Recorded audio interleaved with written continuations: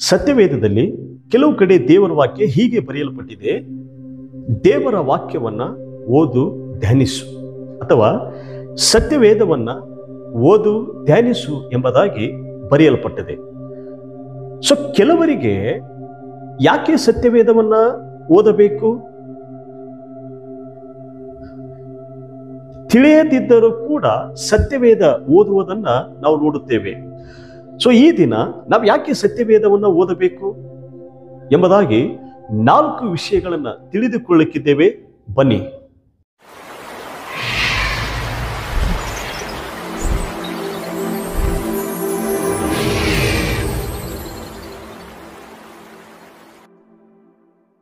ವಾಕ್ಯವೆಂಬಾತನಿಗೆ ಮಹಿಮೆ ಉಂಟಾಗಲಿ. ನಿಮ್ಮೆಲ್ಲರಿಗೆ ಕರ್ತನಿಂದ ಕೃಪೆ ಉಂಟಾಗಲಿ. ಕ್ರಿಸ್ತನಲ್ಲಿ ಆತ್ಮೀಯ ಸಹೋದರ ಸಹೋದರಿಯರೇ, ನೀವೆಲ್ಲರೂ ಹೇಗಿದ್ದೀರಿ? ನೀವೆಲ್ಲರೂ ಚೆನ್ನಾಗಿದ್ದೀರಿ, ಸೂಕ್ಷ್ಮವಾಗಿದ್ದೀರಿ ಎಂಬುದಾಗಿ ದೇವರಲ್ಲಿ ನಾನು ವಿಶ್ವಾಸಿಸ್ತೇನೆ ಮತ್ತು ನಿಮಗೋಸ್ಕರ ತಪ್ಪದೆ ಪ್ರಾರ್ಥಿಸುತ್ತಾ ಇದ್ದೇವೆ. ಬನ್ನಿ, ಒಂದು ವಾಕ್ಯದ ಅಥವಾ ಒಂದು ವಿಷಯದ ಸಾರಾಂಶವನ್ನು ತಿಳಿಯುವಂತ ಈ ಶೀರ್ಷಿಕೆಗೆ ನಾನು ನಿಮ್ಮನ್ನು ಪ್ರೀತಿಯಿಂದ ಆಹ್ವಾನಿಸ್ತೇನೆ. ಸೊ ಈ ದಿನ ನಾವು ಸತ್ಯವೇದವನ್ನ ಯಾಕೆ ಓದಬೇಕು, ಸತ್ಯವೇದವನ್ನ ಯಾಕೆ ಓದಬೇಕು? ಕೆಲವರಿಗೆ ಸತ್ಯವೇದವನ್ನ ಯಾಕೆ ಓದಬೇಕು ಎಂದು ತಿಳಿಯದಿದ್ದರೂ ಕೂಡ ಸತ್ಯವೇದ ಓದುವುದನ್ನ ನಾವು ನೋಡುತ್ತೇವೆ. ಆದರೆ ಈ ದಿನ ನಾವು ಯಾಕೆ ಸತ್ಯವೇದವನ್ನು ಓದಬೇಕು? ಇದರಲ್ಲಿ 4 ವಿಷಯಗಳನ್ನ ತಿಳಿದುಕೊಳ್ಳಲಿಕ್ಕಿದ್ದೇವೆ. ಸೊ ಮೊದಲನೇದಾಗಿ ಸತ್ಯವೇದವನ್ನ ಯಾಕೆ ಓದಬೇಕು? ಇದರಲ್ಲಿ ಮೊದಲನೇದಾಗಿ ನಾವು ನೋಡುವುದಾದರೆ, ಪರಲೋಕದ ನಮ್ಮ ತಂದೆಯಾಗಿರುವ ದೇವರು, ಪರಲೋಕದ ನಮ್ಮ ತಂದೆಯಾಗಿರುವ ದೇವರು ಈ ಸತ್ಯವೇದವನ್ನ ಪ್ರೀತಿಯ ಪತ್ರವನ್ನಾಗಿ ಅಥವಾ ಪ್ರೀತಿಯ ಗ್ರಂಥವನ್ನಾಗಿ ನಮ್ಮ ಕೈಯಲ್ಲಿ ಕೊಟ್ಟಿರುವುದರಿಂದ ನಾವು ಓದಬೇಕಾಗಿದೆ. ಮೊದಲನೇದಾಗಿ ಪರಲೋಕದ ನಮ್ಮ ಪ್ರೀತಿಯ ತಂದೆಯಾಗಿರುವ ದೇವರು ಈ ಪ್ರೀತಿಯ ಪತ್ರವನ್ನ ಅಥವಾ ಈ ಪ್ರೀತಿಯ ಗ್ರಂಥವನ್ನ ನಮ್ಮ ಕೈಯಲ್ಲಿ ಕೊಟ್ಟಿರುವುದರಿಂದ ಈ ಸತ್ಯವೇದವನ್ನ ನಾವು ಓದುವವರಾಗಿರಬೇಕು. ಸೊ ನಾನು ಕೆಲವು ವಚನಗಳನ್ನ ನಿಮ್ಮ ಮುಂದೆ ಹೇಳಕ್ಕಿದ್ದೇನೆ. ದಯವಿಟ್ಟು ನೀವು ಮನೆಯಲ್ಲಿ ಓದಿ ಧ್ಯಾನಿಸಿರಿ. ವಿಮೋಚನೆ ಕಾಂಡ 34ನೇ ಅಧ್ಯಾಯ 27ನೇ ವಚನ ಮತ್ತು ಯೆರೆಮೀಯನ ಪುಸ್ತಕ 30ನೇ ಅಧ್ಯಾಯ 2ನೇ ವಚನ ಮತ್ತು ಯೆಹೋಶುವ 1ನೇ ಅಧ್ಯಾಯ 8ನೇ ವಚನ. ಸೊ ಮೊದಲನೇದಾಗಿ ಪರಲೋಕದ ನಮ್ಮ ಪ್ರೀತಿಯ ತಂದೆಯಾಗಿರುವ ದೇವರು ಸತ್ಯವೇದವನ್ನ ಪ್ರೀತಿಯ ಪತ್ರವನ್ನಾಗಿ ಅಥವಾ ಗ್ರಂಥವನ್ನಾಗಿ ಕೊಟ್ಟಿರುವುದರಿಂದ ನಾವು ಓದುವವರಾಗಿರ್ಬೇಕು. ಎರಡನೇದಾಗಿ ಸತ್ಯವೇದವನ್ನ ಯಾಕೆ ಓದಬೇಕು? ನಮ್ಮ ಪ್ರೀತಿಯ ಪರಲೋಕದ ತಂದೆಯಾಗಿರುವ ದೇವರನ್ನ, ನಮ್ಮ ಪ್ರೀತಿಯ ಪರಲೋಕದ ತಂದೆಯಾಗಿರುವ ದೇವರನ್ನ ತಿಳಿದುಕೊಳ್ಳುವುದಕ್ಕಾಗಿ, ಅರಿತುಕೊಳ್ಳುವುದಕ್ಕಾಗಿ ಆತನ ಗುಣಾತಿಶಯಗಳನ್ನ, ಆತನ ಘನತೆಯನ್ನ, ಆತನ ಕಾರ್ಯಗಳನ್ನ, ಆತನ ಕ್ರಿಯೆಗಳನ್ನ ತಿಳಿದುಕೊಳ್ಳುವುದಕ್ಕಾಗಿ ಅಥವಾ ಅರಿತುಕೊಳ್ಳುವುದಕ್ಕಾಗಿ ನಾವು ಸತ್ಯವೇದವನ್ನ ಓದುವವರಾಗಿರಬೇಕು. ನಾವು ಯಾಕೆ ಸತ್ಯವೇದವನ್ನು ಓದಬೇಕು? ಎರಡನೇದಾಗಿ ಪರಲೋಕದ ನಮ್ಮ ಪ್ರೀತಿಯ ತಂದೆಯಾಗಿರುವ ದೇವರನ್ನ ಮತ್ತು ಆತನ ಗುಣ ಸ್ವಭಾವಗಳನ್ನ, ಆತನ ಘನತೆಯನ್ನ, ಆತನ ಕ್ರಿಯೆಗಳನ್ನ, ಆತನ ಕಾರ್ಯಗಳನ್ನ ತಿಳಿದುಕೊಳ್ಳುವುದಕ್ಕಾಗಿ ಅಥವಾ ಅರಿತುಕೊಳ್ಳುವುದಕ್ಕಾಗಿ ಸತ್ಯವೇದವನ್ನ ಓದುವವರಾಗಿರ್ಬೇಕು. ಸೊ ಉನ್ನತನಾಗಿರುವ ದೇವರಿಗೆ ಮಹಿಮೆ ಉಂಟಾಗ್ಲಿ. ಯೆರೆಮೀಯನ ಪುಸ್ತಕ 9ನೇ ಅಧ್ಯಾಯ 23-24ನೇ ವಚನ ಮತ್ತು ಫಿಲಿಪ್ಪಿಯವರಿಗೆ ಬರೆದ ಪುಸ್ತಕ 3ನೇ ಅಧ್ಯಾಯ 8ನೇ ವಚನ. ಮತ್ತು ಮೂರನೆಯದಾಗಿ ಸತ್ಯವೇದವನ್ನ ನಾವು ಯಾಕೆ ಓದಬೇಕು ಎಂಬುದಾಗಿ ನೋಡುವುದಾದರೆ, ನಮ್ಮ ಜೀವಿತ ಹೇಗಿದೆ, ನಮ್ಮ ಜೀವಿತವನ್ನ ನಾವು ಹೇಗೆ ಸಾಗಿಸುತ್ತಾ ಇದ್ದೇವೆ,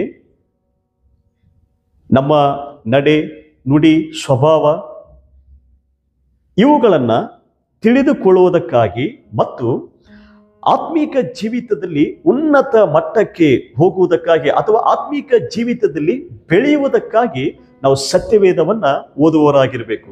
ಇನ್ನೊಂದು ಸಾರಿ ಹೇಳುತ್ತೇನೆ, ಯಾಕೆ ಸತ್ಯವೇದವನ್ನು ಓದಬೇಕು? ಮೂರನೇದಾಗಿ ನಮ್ಮ ಜೀವಿತವನ್ನ, ನಮ್ಮ ಗುಣ ಸ್ವಭಾವಗಳನ್ನ, ನಮ್ಮ ನಡೆ ನುಡಿಗಳನ್ನ ತಿಳಿದುಕೊಳ್ಳುವುದಕ್ಕಾಗಿ ಮತ್ತು ಆತ್ಮೀಕ ಜೀವಿತದಲ್ಲಿ ಉನ್ನತವಾಗಿ ನಡೆಯುವುದಕ್ಕಾಗಿ ನಾವು ಸತ್ಯವೇದವನ್ನ ಓದುವವರಾಗಿರಬೇಕು. ಸೊ ವಿಶೇಷವಾಗಿ ಯೌವನಸ್ಥ ಸಹೋದರ ಸಹೋದರಿಯರಿಗೆ ನಾನು ಈ ಮೂಲಕ ಹೇಳುವುದೇನೆಂದರೆ, ದಯವಿಟ್ಟು ಯೌವನಸ್ಥ ಸಹೋದರ ಸಹೋದರಿಯರು ದಯವಿಟ್ಟು ಈ ವಚನವನ್ನ ಓದಿ. ಕೀರ್ತನೆ 119ನೇ ಅಧ್ಯಾಯ 9ನೇ ವಚನ ವಾಕ್ಯ ಹೇಳುತ್ತೆ, ಯೌವನಸ್ಥನು ತನ್ನ ನಡತೆಯನ್ನು ಶುದ್ಧಪಡಿಸಿಕೊಳ್ಳುವುದು ಯಾವುದರಿಂದ? ನಿನ್ನ ವಾಕ್ಯವನ್ನು ಗಮನಿಸಿ ನಡೆಯುವುದರಿಂದಲೇ ಎಂಬುದಾಗಿ. ಸೊ ದೇವರಿಗೆ ಮಹಿಮೆಯಾಗಲಿ. ಮತ್ತು ಯೋಹಾನನ ಬರೆದ ಸುವಾರ್ತೆ 15ನೇ ಅಧ್ಯಾಯ 3ನೇ ವಚನ ಹಾಗೂ ಹಿಬ್ರಿಯರಿಗೆ ಬರೆದ ಪತ್ರಿಕೆ 4ನೇ ಅಧ್ಯಾಯ 12ನೇ ವಚನ. ದೇವರ ವಾಕ್ಯ ಇಬ್ಬಾಯಿ ಕತ್ತಿ, ಅದು ಹೃದಯದ ಯೋಚನೆಗಳನ್ನ, ಕೀಲು ಮಜ್ಜೆ ಪ್ರತಿಯೊಂದುಗಳನ್ನು ಕೂಡ ತೂರಿ ಹೋಗುವಂಥದ್ದಾಗಿದೆ ಎಂಬುದಾಗಿ ನಾವು ನೋಡುತ್ತೇವೆ. ಇದಕ್ಕಾಗಿ ನಾವು ಸತ್ಯವೇದವನ್ನ ಓದುವವರಾಗಿರಬೇಕು. ಮತ್ತು 4ನೇದಾಗಿ ಕೊನೆಯದಾಗಿ ಸತ್ಯವೇದವನ್ನ ನಾವು ಯಾಕೆ ಓದಬೇಕು? ಕೊನೆಯದಾಗಿ ನಿನ್ನ ಜೀವಿತದಲ್ಲಿ ಅಥವಾ ನನ್ನ ಜೀವಿತದಲ್ಲಿ ದೇವರ ಚಿತ್ತವನ್ನ, ದೇವರ ಉದ್ದೇಶವನ್ನ ತಿಳಿದುಕೊಳ್ಳುವುದಕ್ಕಾಗಿ, ನನ್ನ ಜೀವಿತದಲ್ಲಿ ದೇವರ ಚಿತ್ತವು ಏನಾಗಿದೆ, ನನ್ನ ಜೀವಿತದಲ್ಲಿ ದೇವರ ಉದ್ದೇಶವು ಏನಾಗಿದೆ, ಇದನ್ನ ತಿಳಿದುಕೊಳ್ಳುವುದಕ್ಕಾಗಿ ನಾವು ಸತ್ಯವೇದವನ್ನ ಓದುವವರಾಗಿರಬೇಕು. ಕೊನೆಯದಾಗಿ ಕೀರ್ತನೆ 143ನೇ ಅಧ್ಯಾಯ 10ನೇ ವಚನ ಮತ್ತು ಅಪೋಸ್ತಲರ ಕೃತ್ಯ 22ನೇ ಅಧ್ಯಾಯ 10ನೇ ವಚನ. ಸೊ ದೇವರ ವಾಕ್ಯದಲ್ಲಿ ನೋಡ್ತೇವೆ, ದೇವರೇ ನಿನ್ನ ಧರ್ಮಶಾಸ್ತ್ರವನ್ನ ನನಗೆ ಬೋಧಿಸು, ನಾನು ನಡೆಯಬೇಕಾದಂಥ ಮಾರ್ಗವನ್ನು ಬೋಧಿಸು, ನನ್ನನ್ನು ನಡೆಸು ಎಂಬುದಾಗಿ. ಹೌದು, ನಮ್ಮ ಜೀವಿತದಲ್ಲಿ ದೇವರ ಉದ್ದೇಶವನ್ನ, ದೇವರ ಚಿತ್ತವನ್ನ ಕಂಡುಕೊಳ್ಳುವುದಕ್ಕಾಗಿ ಅಥವಾ ತಿಳಿದುಕೊಳ್ಳುವುದಕ್ಕಾಗಿ ನಾವು ಸತ್ಯವೇದವನ್ನ ಓದುವವರಾಗಿರ್ಬೇಕು. ಸೊ ಉನ್ನತನಾಗಿರುವ ದೇವರಿಗೆ ಮಹಿಮೆ ಉಂಟಾಗಲಿ. ಈ ದಿನ ಸತ್ಯವೇದವನ್ನ ನಾವು ಯಾಕೆ ಓದಬೇಕು ಎಂಬುದಾಗಿ 4 ವಿಷಯಗಳನ್ನ ತಿಳಿದುಕೊಂಡಿದ್ದೇವೆ. ಮೊದಲನೇದಾಗಿ, ಪರಲೋಕದ ಪ್ರೀತಿಯ ನಮ್ಮ ತಂದೆಯಾಗಿರುವ ದೇವರು ಪ್ರೀತಿಯ ಪತ್ರ ನಮಗೆ ಕೊಟ್ಟಿದ್ದಾರೆ, ಪ್ರೀತಿಯ ಗ್ರಂಥವನ್ನ ಕೊಟ್ಟಿರುವುದರಿಂದ ನಾವು ಓದುವವರಾಗಿರಬೇಕು. ಎರಡನೇದಾಗಿ, ಪರಲೋಕದ ನಮ್ಮ ಪ್ರೀತಿಯ ತಂದೆಯಾಗಿರುವ ದೇವರನ್ನ ತಿಳಿದುಕೊಳ್ಳುವುದಕ್ಕಾಗಿ, ಅರಿತುಕೊಳ್ಳುವುದಕ್ಕಾಗಿ, ಆತನ ಗುಣ ಸ್ವಭಾವಗಳನ್ನ, ಆತನ ಘನತೆ, ಆತನ ಕಾರ್ಯಕ್ರಿಯೆಗಳನ್ನ ತಿಳಿದುಕೊಳ್ಳುವುದಕ್ಕಾಗಿ ನಾವು ಸತ್ಯವೇದವನ್ನ ಓದುವವರಾಗಿರಬೇಕು. ಮತ್ತು ಮೂರನೇದಾಗಿ, ನಮ್ಮ ಜೀವಿತ ಹೇಗಿದೆ, ನಮ್ಮ ಜೀವಿತವ ಹೇಗೆ ನಾವು ನಡೆದುಕೊಳ್ಳುತ್ತಿದ್ದೇವೆ, ನಮ್ಮ ಜೀವಿತದಲ್ಲಿ ನಮ್ಮ ಗುಣ ಸ್ವಭಾವಗಳು ಹೇಗಿದೆ, ಇದನ್ನ ಅರಿತುಕೊಂಡು ಉನ್ನತವಾಗಿ ಆತ್ಮೀಕ ಜೀವಿತದಲ್ಲಿ ಮುಂದುವರಿಯುವುದಕ್ಕಾಗಿ ನಾವು ಸತ್ಯವೇದವನ್ನ ಓದುವವರಾಗಿರ್ಬೇಕೆಂಬುದಾಗಿ. ಮತ್ತು 4ನೇದಾಗಿ ಕೊನೆಯದಾಗಿ ನೋಡುವುದಾದರೆ, ನಮ್ಮ ಜೀವಿತದಲ್ಲಿ ದೇವರ ಉದ್ದೇಶವನ್ನ, ದೇವರ ಚಿತ್ತವನ್ನ ಅರಿತುಕೊಳ್ಳುವುದಕ್ಕಾಗಿ ನಾವು ಸತ್ಯವೇದವನ್ನ ಓದುವವರಾಗಿರ್ಬೇಕೆಂಬುದಾಗಿ. ಸೊ ದೇವರಿಗೆ ಮಹಿಮೆ ಉಂಟಾಗ್ಲಿ. ದಯವಿಟ್ಟು ನಮ್ಮ ಚಾನಲ್ ಅನ್ನ